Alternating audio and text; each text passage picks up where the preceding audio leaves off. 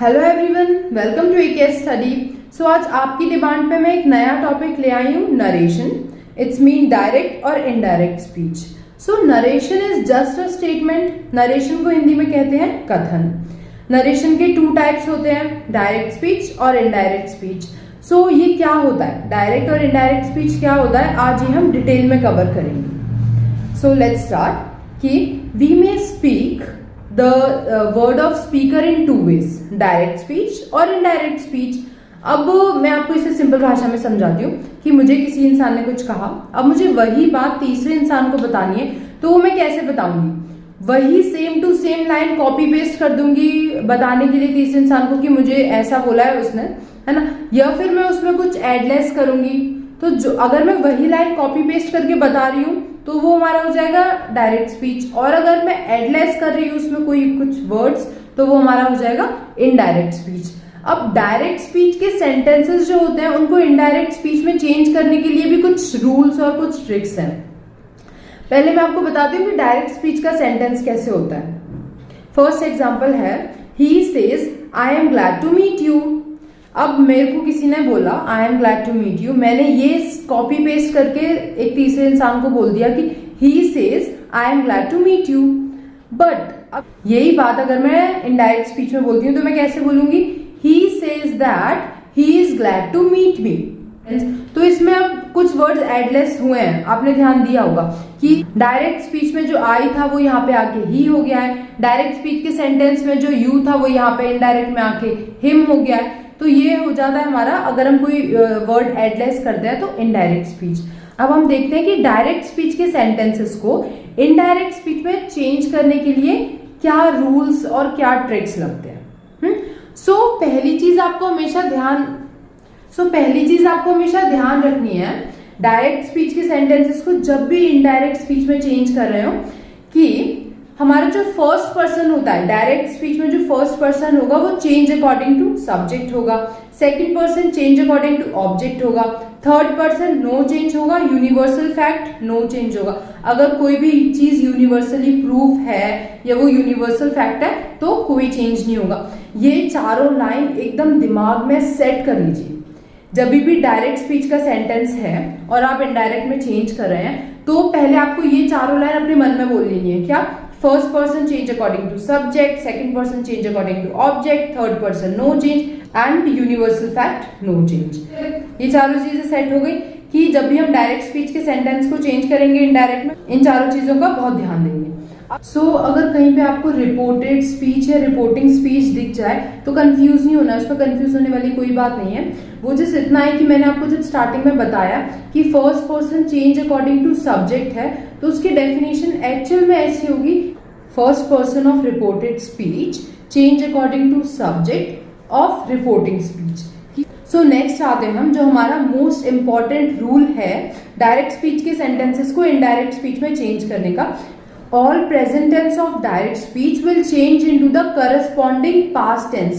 अब इसका मतलब क्या हो गया कि जितने भी हमारे प्रेजेंट टेंस के टाइप्स हैं, मैंने वो टेंस में पढ़ा चुका है कि प्रेजेंट टेंस के कितने टाइप होते हैं, पास्ट टेंस के कितने टाइप होते हैं, तो वो करस्पॉन्डिंगली पास्ट टेंस में, यानी कि अगर प्रेजेंट टेंस का कोई सेंटेंस है तो फिर वो करस्पॉन्डिंगली हमारा इनडायरेक्ट में जब हम उसे चेंज करेंगे तो पास्ट टेंस में चेंज हो जाएगा।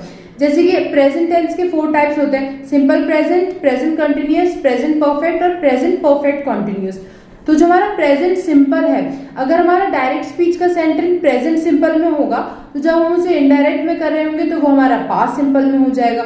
सिमिलरली वैसे ही करस्पॉन्डिंगली चलता जाएगा कि present simple change into past simple, present continuous change into past continuous, present perfect change into past perfect, present perfect continuous change into past perfect continuous. Simple present का जो sentence होता है उसको जब हम पास्ट प्रेजेंट में change करेंगे तो क्या होगा? For example, he says I am unwell, तो ये हमारा क्या हो गया? प्रेजेंट सिंपल का सेंटेंस हो गया, आई एम अनवेल। अब हम इसको जब इनडायरेक्ट में चेंज करेंगे तो कैसे करेंगे?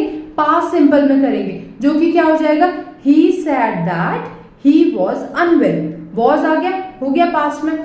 इसमें हमें उन 4 रूल्स का भी ध्यान रखना है जो मैंने स्टार्टिंग में बताए थे कि first person change according to subject, second person change according to object, third person no change और यूनिवर्सल फैक्ट नो चेंज। अगर कोई यूनिवर्सल फैक्ट वाला सेंटेंस आता है तो उसका कोई चेंज नहीं होगा। तो ये कुछ वर्ड्स हैं जिनको जब हम डायरेक्ट स्पीच का जो सेंटेंस होगा अगर उसमें ये वर्ड होंगे तो जब हम इनडायरेक्ट का सेंटेंस बना रहे होंगे तो ये इसका अपोजिट वाला वर्ड मतलब लाइक इसको जो चेंज्ड वर्ड लिखा है यहाँ पे चेंज इनटू, वो वाला वर्ड यूज करेंगे। अब कुछ मैं इनवर्सल फैक्ट वाले भी एग्जांपल्स बता देती हूँ कि इनवर्सल फैक्ट वाले एग्जांपल्स में कोई चेंज नहीं होता है। German is easy to learn, he said, तो जब हम इसको इनडायरेक्ट में चेंज करेंगे तो हो जाएगा हमारा he said that German is easy to learn. German easy थी, है और हमेशा रहेगी। ये एक यूनिवर्सल फैक्ट है कि जर्मन इजी थी, है और हमेशा रहेगी। ऐसा नहीं है कि वो पहले इजी थी अब हार्ड हो गई, तो ये एक यूनिवर्सल फैक्ट हो जाएगा, इसलिए इसमें कोई चेंज नहीं आएगा।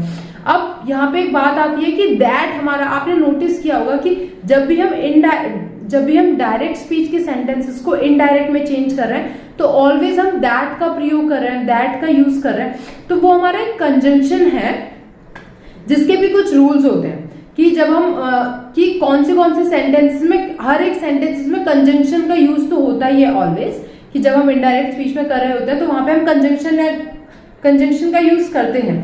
तो सेंटेंसेस में कैसे कैसे कंजंक्शन का यूज किया जाता है, हाँ, तो ये कुछ 3 रूल्स हैं हमारे कि हर एक सेंटेंसेस में कंजंक्शन का प्रयोग होना तो जरूरी है। अब आप देख रहे होंगे मैंने इससे पहले जितने भी एग्जांपल्स बताए हर इसमें दैट का यूज किया है जो कि हमारा कंजंक्शन है।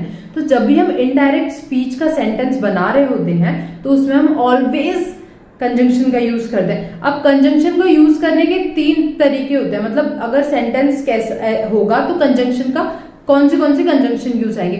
फर्स्ट, अगर अफर्मेटिव सेंटेंस होगा तो दैट कंजंक्शन का यूज करेंगे, जो कि मैंने अभी से पहले वाले सारे सेंटेंसेस में किया है।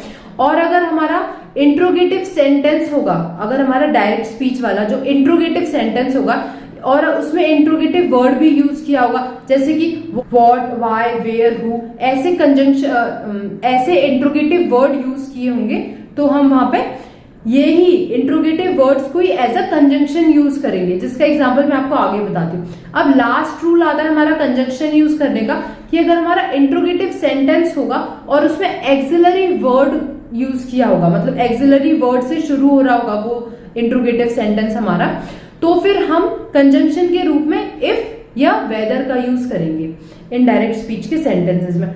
तो हमारा अगर अफर्मेटिव सेंटेंस होगा, for example he said I am going to school, तो जब हम इसको इनडायरेक्ट में करेंगे तो हम दैट कंजंक्शन का यूज करेंगे क्योंकि ये हमारा अफर्मेटिव सेंटेंस है। तो जब हम इसका इनडायरेक्ट करेंगे तो क्या हो जाएगा, he said that he was going to school, ये हो गया हमारा अफर्मेटिव का सेंटेंस। तो मैंने जो सेकंड रूल बताया कि इंट्रोगेटिव सेंटेंस होगा और उसमें इंट्रोगेटिव वर्ड होगा, for example he said where are you going, तो यहाँ पे हमारा वेयर कंजंक्शन यूज किया हुआ है ऑलरेडी डायरेक्ट स्पीच के सेंटेंसेस में।